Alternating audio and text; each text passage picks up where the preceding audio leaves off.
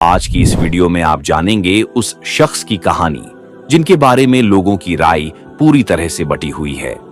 जी हां दोस्तों, हम बात कर रहे हैं अवध के नवाब वाजिद अली शाह की। तो चलिए दोस्तों, वीडियो को शुरू करते हैं। नवाब वाजिद अली शाह का जन्म 30 जुलाई 1822 को हुआ था।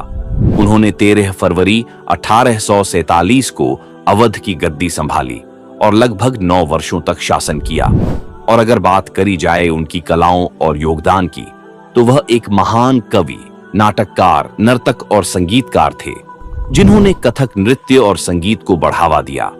उन्होंने कई बेहतरीन ठुमरियां रची और ठुमरी को कलाविधा के रूप में स्थापित किया। अब बात आती है ब्रिटिश पर कब्जा और निर्वाचन की। तो साल 1856 में अंग्रेजों ने अवध के नवाब वाजिद अली शाह पर कुशासन का आरोप लगाकर उन्हें राज सिंहासन से हटा दिया।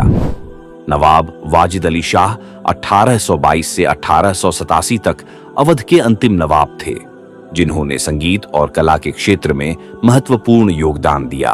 खासकर ठुमरी के जन्मदाता के रूप में जाने जाते हैं। उन्हें कुशासन का आरोप लगाकर ब्रिटिश ईस्ट इंडिया कंपनी द्वारा पदच्युत किया गया था और कलकत्ता भेज दिया गया था, जहां उन्होंने निर्वासन में अपना जीवन बिताया। तो चलिए दोस्तों, जानते हैं अवध के नवाब वाजिद अली शाह से लेकर कलकत्ता में आखिरी 30 साल बिताने तक का सफर के बारे में। दोस्तों, क्या वो एक अय्याश शासक थे जिन्होंने अपनी पूरी जिंदगी शासन करने के बजाय विलासिता में बिता दी, जैसा कि अंग्रेज बताते थे, या फिर जैसा कि अधिकतर भारतीय मानते हैं कि वो एक बड़े शायर, संगीतज्ञ और कला प्रेमी थे। अंग्रेजों ने ज्यादती करके उनकी गद्दी छीन ली और कलकत्ता जाने पर मजबूर कर दिया। सच्चाई शायद इन दोनों के बीच कहीं है। वाजिद अली शाह कलाकार और कला के कद्रदान जरूर थे, लेकिन उनका व्यक्तित्व काफी जटिल था। उनको बचपन से ही जमीन पर पैरों से ताल देने की आदत थी।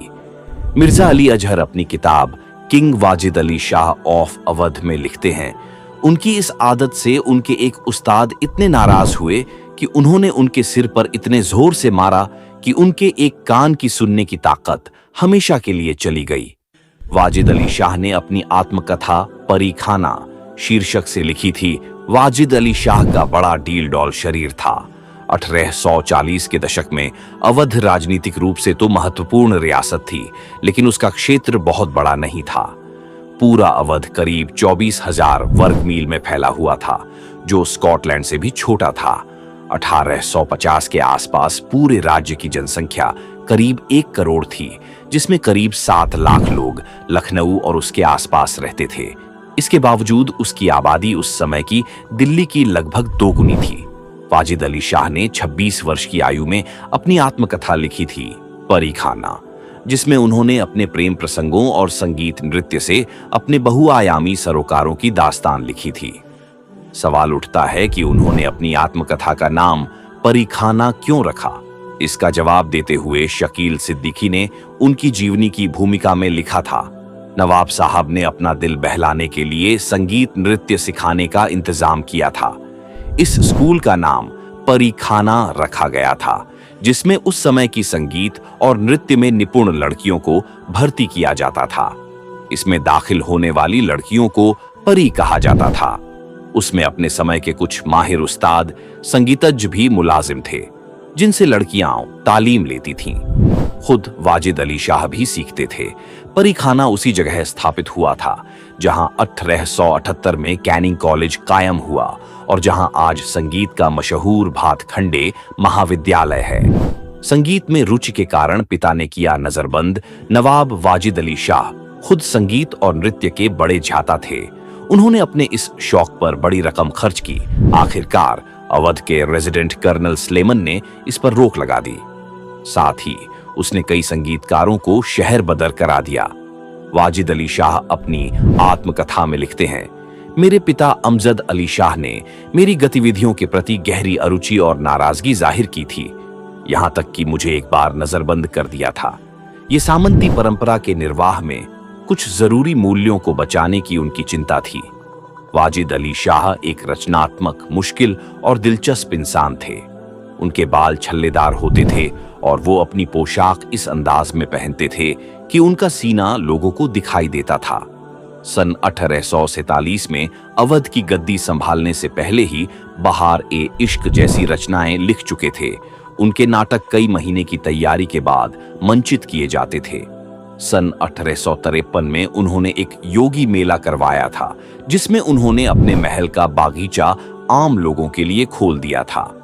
मनु एस पिल्लई अपनी किताब the courtesan Mahatma and the Italian Brahmin में लिखते हैं, इस आयोजन में सभी लोगों को केसरिया वस्त्र पहनकर आने के लिए कहा गया था।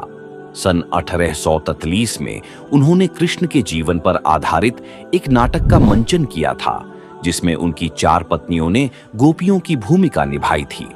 वाजिद अली शाह की पत्नियों की तादाद सैकड़ों में बताई जाती है।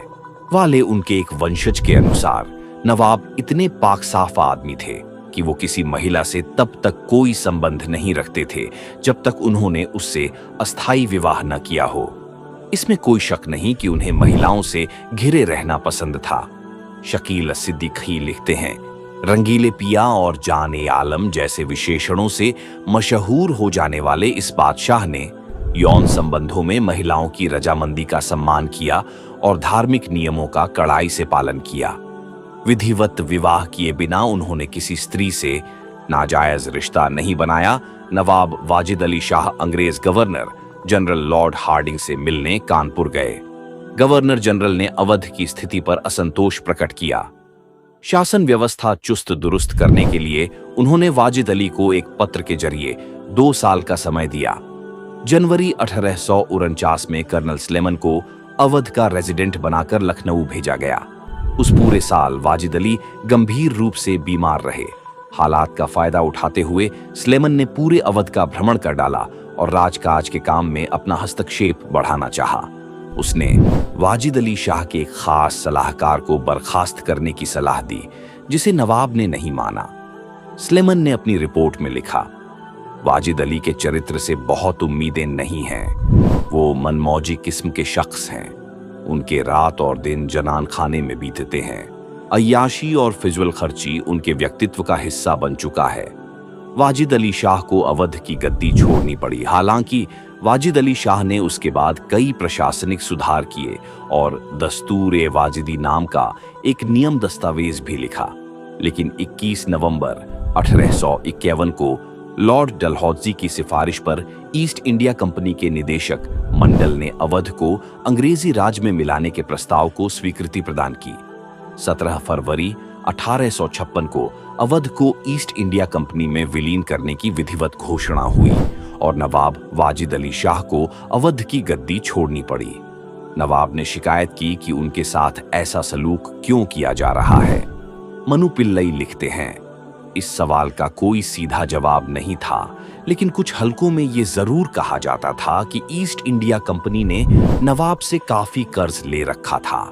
कर्ज लौटाने से बेहतर विकल्प था कर्ज देने वाले को बर्बाद कर देना। उसके बाद जब कलकत्ता के लिए रवाना हुए एक जमाने में वाजिद अली शाह के पास 60,000 से अधिक सैनिक होते थे, लेकिन उन्होंने उनका इस्तेमाल अंग्रेजों के विरोध में नहीं किया। 13 मार्च को इंग्लैंड की महारानी को अर्जी देने के मकसद से वो कलकत्ता रवाना हुए, जहां से वो लंदन जाना चाहते थे। वाजिद अली शाह के प्रति अंग्रेजों के व्यवहार ने लखनऊ और अवध के ग्रामीण इलाके के लोगों में उथल पुथल पैदा कर दी। रुद्रांशु मुखर्जी अपनी किताब अ बेगम एंड द रानी में लिखते हैं, वाजिद अली शाह को गद्दी से हटाने का लोगों ने विरोध किया। उस जमाने में उस इलाके में एक लोकगीत प्रचलित हुआ, अंग्रेज बहादुर आइन, मुल्क लय लीन हो। जब वाजिद अली शाह कलकत्ता के लिए रवाना हुए तो उनकी प्रजा के बहुत से लोग कानपुर तक उनके साथ गए। विलियम क्रुक ने अपनी किताब songs about the king of Awadh में लिखा, जान-ए-आलम के रवाना होने के बाद लखनऊ की हालत बिना किसी अतिशयोक्ति के ऐसी हो गई जैसे शहर की आत्मा निकल गई हो। शहर की कोई सड़क, बाजार और घर ऐसा नहीं था जो जान-ए-आलम के विरह में दुखी न हुआ हो। और बाद में जब लखनऊ से विदा होते समय उन्होंने एक शेर कहा था और विद्रोह में मिली भगत के शक में हुए नजरबंद वाजिद अली शाह पानी के रास्ते 13 मई 18 को कलकत्ता पहुंचे और वहां पहुंचते ही वो बीमार पड़ गए, इसलिए वो लंदन नहीं जा सके। 18 जून को नवाब की मां मलिका किश्वर, भाई सिकंदर हशमत और उनका बेटा लंदन के लिए रवाना हुए। इस बीच लखनऊ और मेरठ जैसी जगहों पर अंग्रेजों के खिलाफ विद्रोह भड़क उठा। वाजिद अली शाह की पत्नी बेगम हजरत महल ने अपने पुत्र को बादशाह घोषित करके अंग्रेजों के खिलाफ विद्रोह का नेतृत्व किया। विद्रोहियों से मिली भगत के संदेह में 15 जून 1857 को अंग्रेजों ने वाजिद अली शाह को हिरासत में लेकर फोर्ट विलियम में नजरबंद कर दिया। 9 जुलाई 1858 को उन्हें ब्रिटिश कैद से रिहा किया गया और जीवन के आखिरी 30 साल कलकत्ता में बिताए। सन 1857 में न्यूयॉर्क टाइम्स ने भारत के इस बहुत अमीर आदमी के जीवन की कहानी लिखने के लिए अपने एक संवाददाता को भारत भेजा। मनु एस पिल्लई लिखते हैं, जब तक वो संवाददाता भारत पहुंचता तब तक वाजिद अली शाह विपरीत परिस्थितियों में कई दशक बिता चुके थे। उनका राजकाज छिन चुका था और उनकी दौलत भी पहले से कहीं कम रह गई थी। अब वो कलकत्ता के एक इलाके में रह रहे थे। उनके भवन और उसके चारों तरफ उनके करीब 7,000 लोग रह रहे थे। अपने जीवन के आखिरी 30 साल उन्होंने कलकत्ता में बिताए। कलकत्ता की इसी जगह पर वाजिद अली शाह 30 सालों तक रहे और फिर 21 सितंबर 1887 को सुबह 2 बजे कलकत्ता के मटिया बुर्ज में उनका निधन हुआ। रोजी जोन्स लिखती हैं, अपने आखिरी दिनों में उन्होंने खुद से चलना छोड़ दिया था। उन्हें कुर्सी पर बिठाकर इधर उधर ले जाया जाता था। अंतिम समय में पान और हुक्का ही उनके साथी थे। बीमारी की वजह से उन्हें कई घंटे शौचालय में बिताने पड़ते थे। उनकी मौत होते ही पुलिस ने उनके निवास स्थान को घेर लिया था। इसकी मुख्य वजह यह थी कि नवाब के रिश्तेदार और नौकर उनकी कीमती चीजों को लूट न सकें। स्टेट्समैन अखबार ने अपने 23 सितंबर 1887 के अंक में वाजिद अली शाह की अंतिम यात्रा का वर्णन करते हुए लिखा था, नवाब के पार्थिव शरीर को पूरे ब्रिटिश शान के साथ दफनाने के लिए ले जाया गया। उनके पार्थिव शरीर को नहलाकर सफेद रंग के कफन से लपेटा गया, जिस पर लाल रंग से कुरान की आयतें लिखी हुई थीं। सुरक्षा कर्मियों ने शोक में अपने हथियार उल्टे कर रखे थे और सेना का बैंड 1.5 मार्च बजा रहा था। साथ चलने वाले लोग जोर जोर से रो रहे थे। 1 घंटे बाद उनका पार्थिव शरीर सिप्तैनाबाद इमामबाड़ा पहुंचा था। उनके निधन के समय उन्हें सरकार की तरफ से 12 लाख रुपए की वार्षिक पेंशन मिलती थी, जिसमें से 5,000 रुपए उन्हें टैक्स के रूप में देने पड़ते थे। वाजिद अली शाह उस समय भारत में सबसे अधिक पेंशन पाने वाले शख्स थे। Allen's Indian Mail and Oriental Gazette के अनुसार उनकी पेंशन उस समय रानी विक्टोरिया को मिलने वाले प्रिवी पर्स से भी अधिक थी। अख्तर उपनाम से करते थे। शायरी वाजिद अली शाह में गजब की सृजनात्मक क्षमता और अद्भुत कल्पना शक्ति थी। वो शायरी के लिए अख्तर उपनाम का इस्तेमाल करते थे। मशहूर शायर जोश मलिहाबादी ने उन्हें अपने एक शेर में याद करते हुए कहा था, तुमने कैसर बाग को देखा तो होगा बारहा, आज भी आती है, जिसमें हाय अख्तर की सदा लखनवी भैरवी, ठुमरी और कथक नृत्य को बढ़ावा देने में उनका बहुत बड़ा योगदान था। वे खुद भी गाते थे। इस वीडियो में दी गई हर जानकारी सोशल मीडिया और विकिपीडिया से ली गई है। हमारी इस वीडियो का उद्देश्य किसी भी जाति, धर्म या किसी भी समुदाय की भावनाओं को ठेस पहुंचाना नहीं है। तो दोस्तों, कैसी लगी आपको हमारी यह वीडियो? अगर आप ऐसे ही और इंटरेस्टिंग वीडियो देखना चाहते हैं तो हमारे चैनल को सब्सक्राइब कर लें और बेल आइकन का बटन भी दबा दें, ताकि हमारी हर वीडियो की नोटिफिकेशन आप तक पहुंचती रहे। हिस्ट्री अनवेल्ड, अब होगा इतिहास का पर्दाफाश।